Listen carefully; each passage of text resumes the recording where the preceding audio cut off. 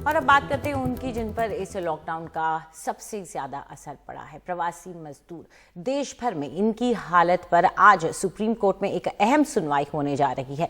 Supreme court ने प्रवासी मजदूरों की दुर्दशा देखकर खुद ही संज्ञान लेते हुए केंद्र और राज्य सरकारों को नोटिस जारी किया था। 3 जजों की बेंच ने नोटिस जारी कर पूछा कि अब तक क्या किया गया। जस्टिस अशोक भूषण, जस्टिस संजय किशन कौल और जस्टिस MR शाह की बेंच इस मामले की सुनवाई कर रही है। केंद्र की ओर से सॉलिसिटर जनरल तुषार मेहरा पैरवी करेंगे।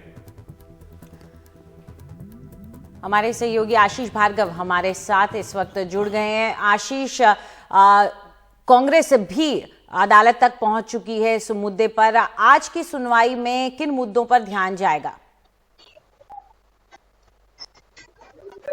जी देखिए, यहाँ पर तो कांग्रेस की पिटीशन भले ही लिस्टेड नहीं है, लेकिन हम जानते हैं कि कांग्रेस की जो लीगल बैटरी है, जिसमें कपिल सिब्बल या अभिषेक मनु सिंघवी जैसे लोग हैं, वो जरूर इसमें शामिल होंगे। मेधा पाटिल की भी एक पिटीशन और 2 और भी पिटीशन इस मुद्दे पर लिस्ट की गई है। उनके बारे में अभी जानकारी नहीं है, लेकिन सबसे बड़ी चीज ये है कि सुप्रीम कोर्ट जिसने कुछ पिछले हफ्ते 10 दिन पहले ऐसी एक पिटीशन को खारिज कर दिया था, ये कहते हुए कि अगर कोई पटरी पर चल रहा है या सड़क पर चल रहा है तो सुप्रीम कोर्ट कैसे रोक सकता है। उसी सुप्रीम कोर्ट ने उसको मोटो लिया है, क्योंकि बहुत ज्यादा प्रेशर था। हाई कोर्ट जो अलग अलग है वो सामने आए थे, और हाई कोर्ट जिसमें Madras high court, Gujarat high court और इसके साथ साथ आंध्र प्रदेश और तेलंगाना हाई कोर्ट ने कड़ी टिप्पणियां केंद्र सरकार और राज्य सरकारों पर प्रवासी मजदूरों को लेकर की थी। इसके बाद एक कैंपेन चला था, बहुत सारे सवाल उठाए गए थे, बहुत सारे जो सीनियर लॉयर्स उन्होंने सुप्रीम कोर्ट को चिट्ठी लिखी।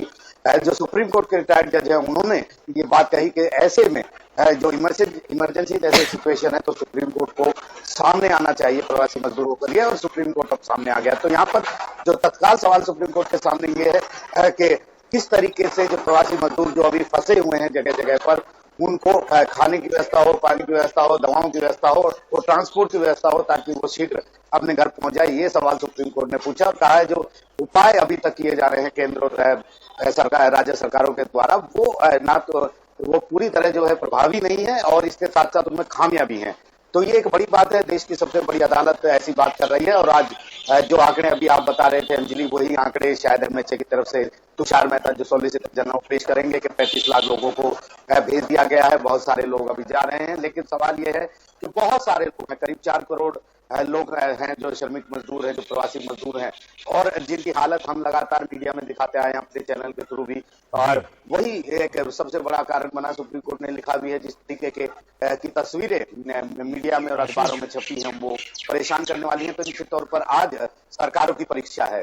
जी तो आशीष, दलील चाहे जो दी जाए, लेकिन अकाउंटेबिलिटी तय होनी चाहिए। कोई सड़क पर मर गया, कोई ट्रेन के सफर में मर गया, क्योंकि जो ट्रेन का सफर 24 घंटे का होना चाहिए था वो 70-80 घंटों का है, तो जिम्मेदारी तो तय होनी चाहिए। शायद यही वजह है कि सुप्रीम कोर्ट अब आगे आया है, देर से ही सही।